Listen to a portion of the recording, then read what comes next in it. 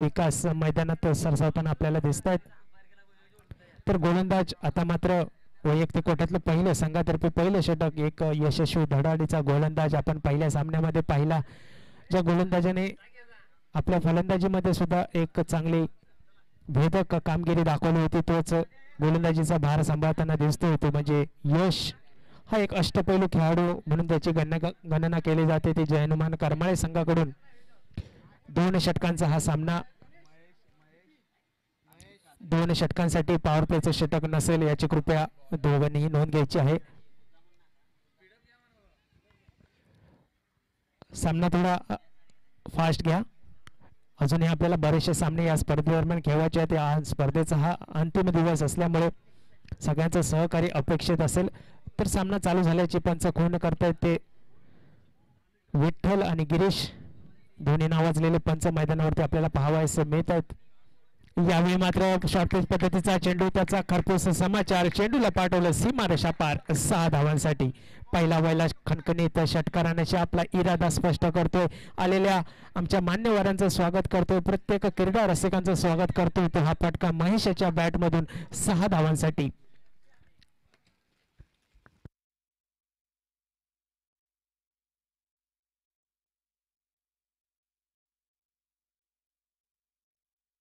बिनबाद 6 अशी धावसंख्या. पहिल्या वल्या चेंडूवरती एक मोठा फटका सजवला तो महेशाने. आपला इरादा मात्र त्याने स्पष्ट केला. मर्यादित 2 षटकांच्या या सामन्यामध्ये धावांचा पाऊस, धावांचा डोंगर उभा करायचा या इराद्याने जोडगोळी मैदानात आपल्याला पाहायला मिळते. तो महेश आणि विकास, आणि महेशने नक्कीच आपली बॅट तळपवली म्हणायला हरकत नाही, कारण पहिल्या चेंडूवरती एक घणाघाती प्रहार पाहावयास मिळाला.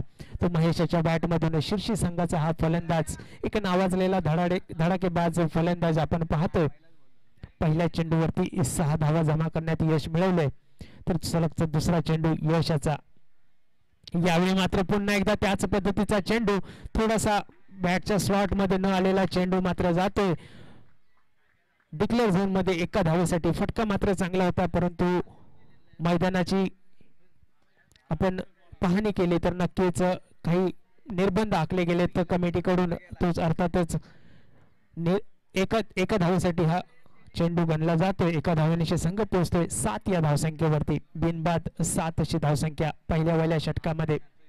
सुरेख फलंदाजी करताना आतापर्यंत दिसतोय तो फलंदाज महेश. आता गोलंदाज यश मात्र थोडासा विचार करावा लागेल. यावेळी मात्र पुन्हा एकदा उंच मारलेला फटका, बराच काळ चेंडू हवेमध्ये, चेंडू खाली. वैभव क्षेत्ररक्षक इथे झेल मात्र जज करू शकला नाही. चेंडूत गेला जमिनीला दान, आणि ते मात्र एक मिळतंय जीवनदान ते महेशाला. आणि नक्कीच क्रिकेटमध्ये कॅच सुटल्यानंतर त्या फलंदाजाला नक्कीच जीवनदान मिळत असलं तरी त्याचा आत्मविश्वास मात्र दुणावतो, आणि तदनंतर मात्र तो आपल्या फलंदाजीच्या रंगांची उधळण करायला सुरुवात करतो. आता मात्र महेश यापुढे काय करेल हे मात्र पाहण्याजोगं असेल. एक झेल सुटल्यानंतर एका जखमी वाघाप्रमाणे आपल्याला मैदानात पाहावयास मिळेल तो महेश. वैयक्तिक 9 या धावसंख्येवरती खेळतोय.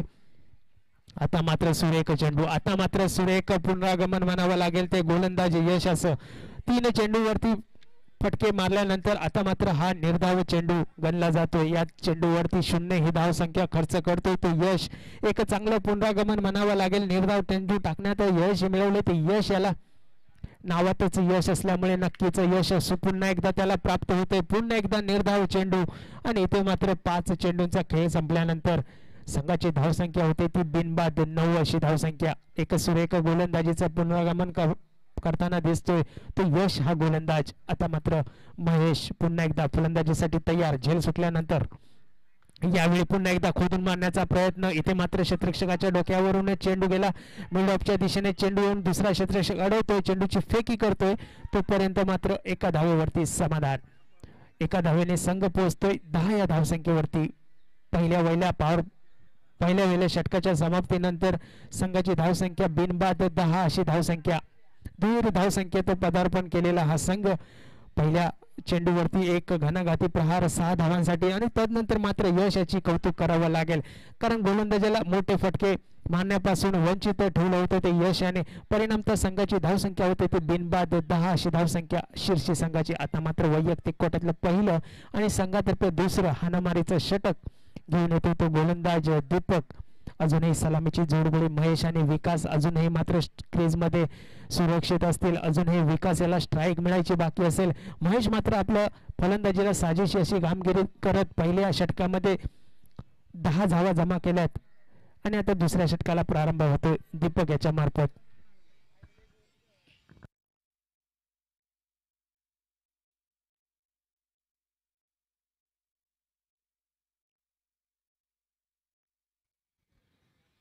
दीपकाचा हा पुढचा चेंडू सुरेख चेंडू टप्पा पडल्यानंतर हलकीशी बॅटची एज घेतो आणि जाऊन अडवतो यष्ट्यांवरती.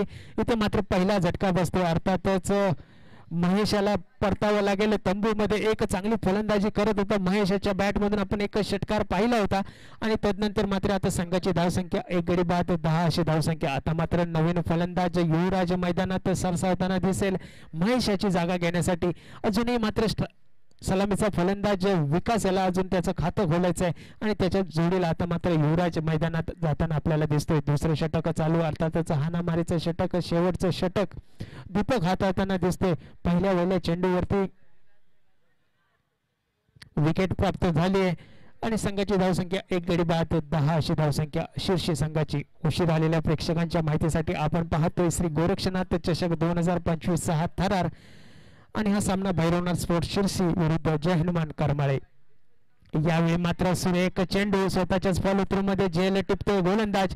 दुसरं यश प्राप्त करतोय. सुरेख गोलंदाजीचं प्रदर्शन म्हणावं लागेल ते गोलंदाज दीपक याच्याकडून. संघ मात्र इथे 10 या धावसंख्येवरती दुसरा गडी आणि हा सामना भैरवनाथ स्पोर्ट्स शिर्सी विरुद्ध जय हनुमान करमाळे.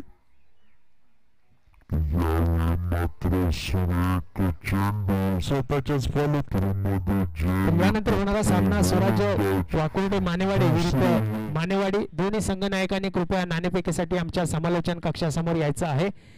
हा सामना या सामन्यानंतर लगेचच खेळवला जाईल याची मानेवाडी संघाने नोंद घ्यायची आहे. स्वराज्य बांगुर्डे विरुद्ध मानेवाडी दोन्ही संघ नायकांनी कृपया लगेचच नाणेफेकीसाठी यायचं आहे. हा सामना 3 षटकांचा खेळवला जाईल याची कृपया नोंद घ्या.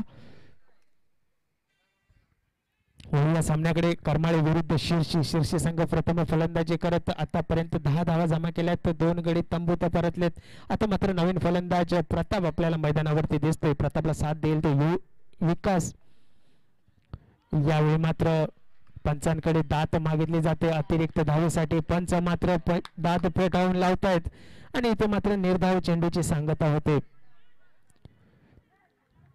सलग 2 चेंडूवरती विकेट आणि त्यानंतर मात्र निर्धाव चेंडू. त्यामुळे बराच काळ धावसंख्या मात्र स्थिर. एखादं डंपर किंवा ट्रॅक्टर चिखलामध्ये रुतून बसावा त्याप्रमाणे एक धावसंख्या 10 या आकड्यावरती रुतून बसली आहे बराच काळ.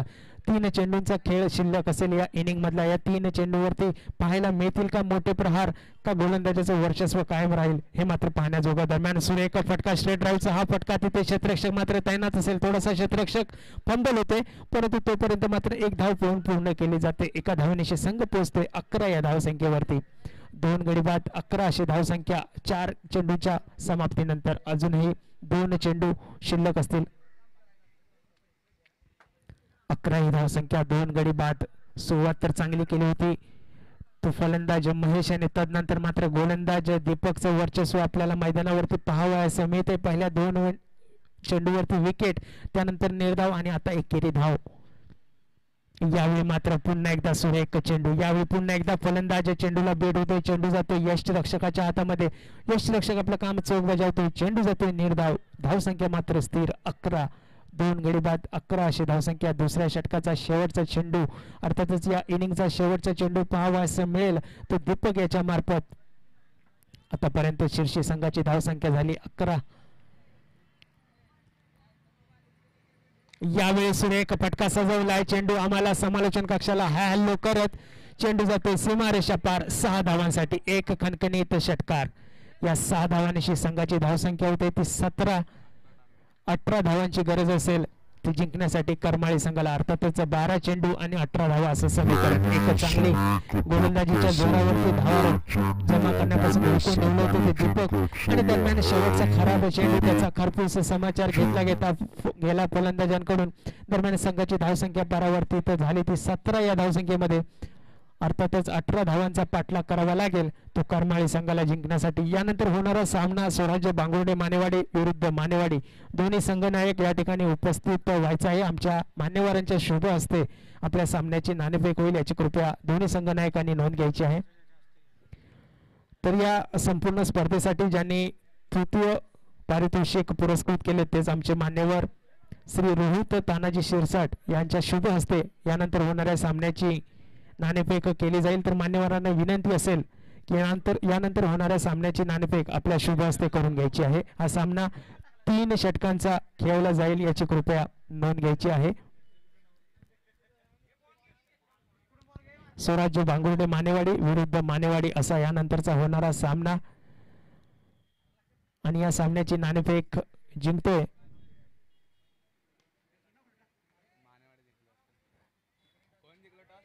नाव काय त्यांचं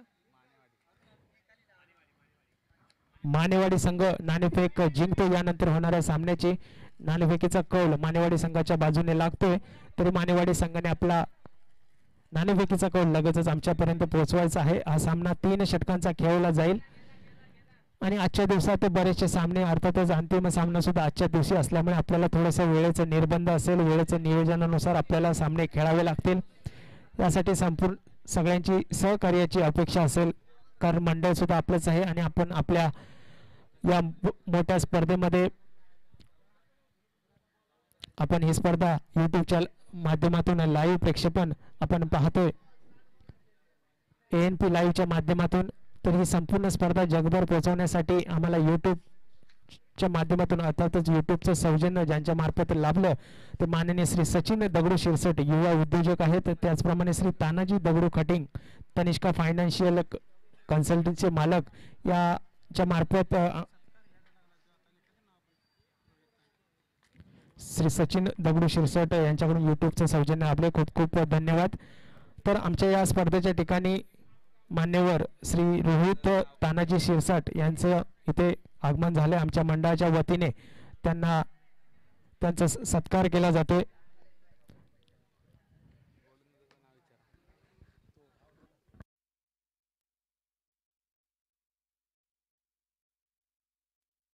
वैयक्तिक कोट्यातलं पहिल्या संघातर्फे पहिलं षटक घेऊन येतोय तो विकास आणि आता मात्र फलंदाजीचा भार सांभाळतोय नेहमीप्रमाणे यश आणि वैभव. ही सलामीची जोडी करमाळे संघाकडून धावसंख्या बनवायची आहे जिंकण्यासाठी. ते 18 यश आणि वैभव. यश स्ट्राईकला असेल नॉन स्ट्राईकला वैभव. गोलंदाजीचा भार सांभाळतोय तो विकास. 18 धावांचा पाठलाग करायचा आहे. तो करमाळे संघाला 12 चेंडू आणि 18 धावा असं समीकरण. यश मात्र सलामीचा फलंदाज ज्याच्यावरती सगळ्यांची मदार असेल संघाची मदार असेल असा हा सलामीचा फलंदाज आपण फलंदाजीसाठी पाहतोय. यावेळी मात्र सुरेख फटका आपल्या नावाला साजेची अशी कामगिरी करत पहिलाच चेंडू पाठवलाय सीमारेषा पार 4 धावांसाठी. कणकणीत चौकारानेशी आपलं वैयक्तिक खातं खोलतोय तो यश आणि संघाच्या धावसंख्येचा सुद्धा श्री गणेशा केला जातोय. 4 धावांशी यश आपलं वैयक्तिक खातं अर्थातच एक मोठा प्रहार करून आपला इरादा स्पष्ट करतोय की मोठ्या फटक्यानेच मी हा सामन्याचा विजय खेचून आणीन आणि त्या सगळ्यांचा विश्वास त्याच्यावरती नक्कीच असेल. आपण करमाळे संघाच्या बाजूने समर्थकांचा विचार केला तर यशवरती एक संपूर्ण विश्वास असलेला हा फलंदाजी करताना पहिल्याच चेंडूवरती चेंडूला सीमारेषा पार पाठवतोय 4 धावांसाठी. बिनबाद 4 अशी धावसंख्या. 18 धावांचा पाठलाग करताना पहिलं षटक हाताळताना दिसतोय तो विकास. पहिला चेंडू खराब चेंडूची फेकी आणि तदनंतर 4 धावा गणल्या गेल्या.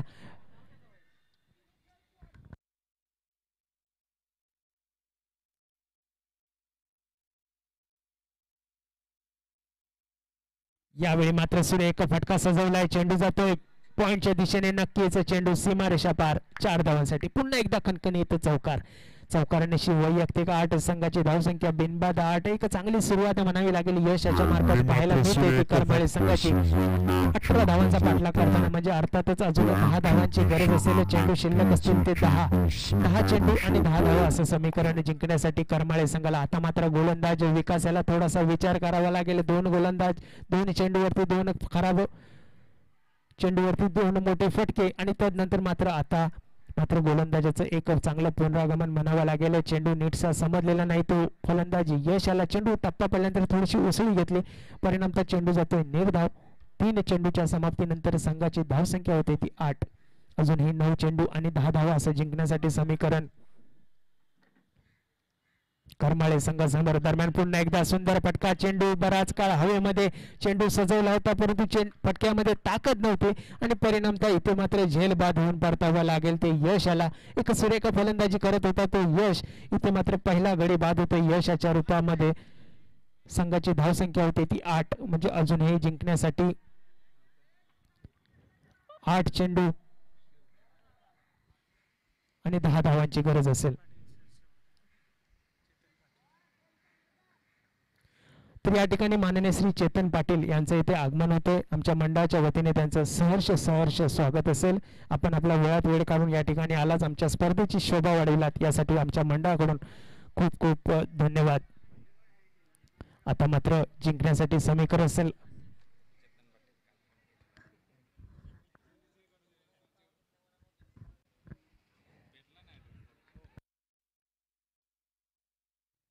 तर आता मात्र हलकेच स्टेअर केलेला हा चेंडू 1 धाव निश्चित मिळते. एका धावेने संघ पोहोचतोय 9 या धावसंख्येवरती. आता मात्र जिंकण्यासाठी 9 धावांची गरज असेल. शेवटचं चेंडू हाताळताना दिसेल तो गोलंदाज विकास. आता मात्र सुरेख चेंडू टप्पा पडल्यानंतर हलकेच स्विंग झाला आणि ऑफस्टिकच्या बाहेर चेंडू गेल्यानंतर यष्टिरक्षकाने आपलं काम चोख बजावलं. चेंडू गेला निर्धाव. पहिल्या षटकाच्या समाप्तीनंतर संघाची धावसंख्या होते 9, म्हणजेच अजूनही जिंकण्यासाठी 9 धावांची गरज असेल. 6 चेंडूंचा खेळ शिल्लक असेल. एक अटीतटीचा सामना. श्री गोरक्षनाथ चषक 2025 थरार आज आपण अनुभवतोय. 2025च्या सालातला हा अनुभव आणि पहिल्या सामन्यापासून प्रत्येक सामना अटीतटीचा आपल्याला पाहावयास मिळाला. भले धावसंख्या कमी असो या जास्त असो, परंतु एक रोमहर्षक सामने या स्पर्धेदरम्यान आपल्याला पाहावयास मिळत आहेत आणि त्याचं प्रक्षेपण आपण यूट्यूब लाईव्हच्या माध्यमातून नक्कीच अनुभवतोय. ANP लाईव्ह यांच्या माध्यमातून एक चांगलं प्रक्षेपण त्यांच्या मार्फत या स्पर्धेचं केलं जाते.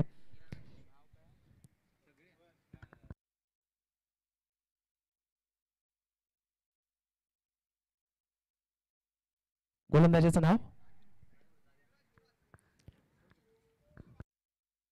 युवराज. आता मात्र 6 चेंडूंचा खेळ शिल्लक असेल. 6 चेंडूमध्ये धावा करायच्या ते 9 आणि दरम्यान मात्र एक हलकेच स्टेअर केलेला हा चेंडू मिडन जवळ जातोय. चेंडू अडवतोय, चेंडूची फेकी करतोय, तोपर्यंत मात्र एका धावेवरती समाधान मानावं लागतंय. आता मात्र पुन्हा एकदा समीकरण बदलते. 6 चेंडू आणि जिंकण्यासाठी 8 धावा. 5 चेंडू आणि 8 धाव असं समीकरण.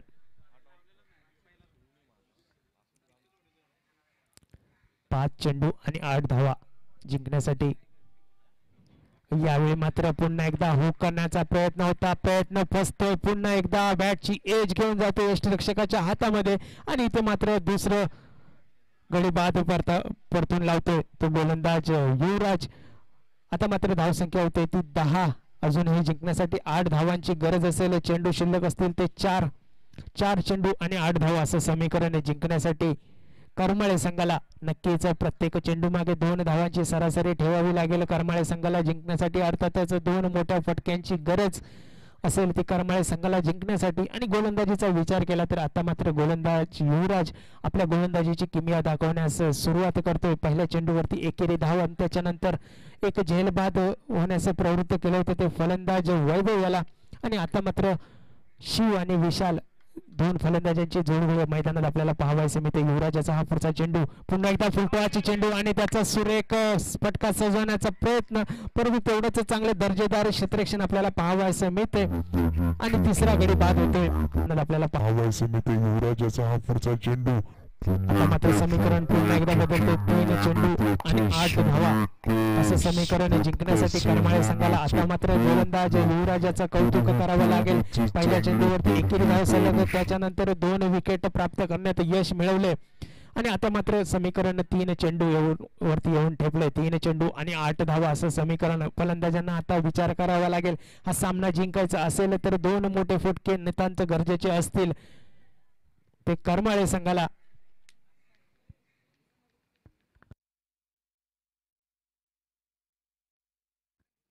तर आता मात्र नवीन फलंदाज महेश मैदानात सरसावताना दिसतोय आणि 3 3 चेंडू आणि 8 धावा असं समीकरण. अर्थातच महेश अण्णा फलंदाजीसाठी तयार असतील. डावखुऱ्या हाताचे हे फलंदाज आपल्याला पाहावयास मिळत आहेत. 3 चेंडूमध्ये 8 धावा करतील का गोलंदाज युवराज आपलं वर्चस्व कायम ठेवेल हे मात्र पाहण्याजोगं असेल या स्पर्धेदरम्यान. अर्थातच गोरक्षनाथ चषक 2025च्या माध्यमातून आपण ही स्पर्धा अनुभवतोय. चेंडू टप्पा पडल्यानंतर हलकासा स्विंग झाला, ऑफस्टिकच्या बाहेरून चेंडू गेला यष्टिरक्षकाच्या हातामध्ये आणि इथे मात्र चेंडू निर्धाव म्हणून गणला गेला. आता अर्थातच 2 चेंडू आणि 8 धावा, 2 मोठे फटके नितांत गरजेचे असतील ते जिंकण्यासाठी. करमाळे संघाला 2 चेंडू आणि 8 धावा. इथे मात्र गोलंदाजाचं वर्चस्व आपल्याला कायम पाहावयास मिळते आणि त्याचं मात्र उत्तर मात्र देऊ शकत नाही ते फलंदाज महेश. यावेळी मात्र पुन्हा एकदा सुरेख चेंडू. आता मात्र पुन्हा एकदा कोणतंही उत्तर नव्हतं. चेंडू जातोय यष्टिरक्षकाच्या हातामध्ये, यष्टिरक्षक आपलं काम चोख बजावतोय. चेंडू जातोय निर्धाव. आता मात्र जिंकण्यासाठी 1 चेंडू आणि 8 धावा असं समीकरण. अर्थातच विजय जवळजवळ शीर्षी संघाच्या बाजूने झुकलेला आपल्याला पाहावयास मिळतोय. 1 चेंडू आणि 8 धावा. यावेळी मात्र शीर्षी संघ विजयी होतोय, पुढच्या फेरीत प्रवेश करतोय. आमच्या मंडळाच्या वतीने त्यांचं हार्दिक हार्दिक अभिनंदन. तर या स्पर्धेमध्ये सहभाग घेऊन करमाळे संघाने या स्पर्धेची शोभा वाढवली यासाठी सुद्धा त्यांचे सुद्धा हार्दिक हार्दिक आभार असतील. तर यानंतर होणारा सामना स्वराज्य बांबुर्डे मानेवाडी विरुद्ध मानेवाडी. तर आता झालेल्या सामन्यात मॅन ऑफ द मॅच अर्थातच सामनावीर ठरतोय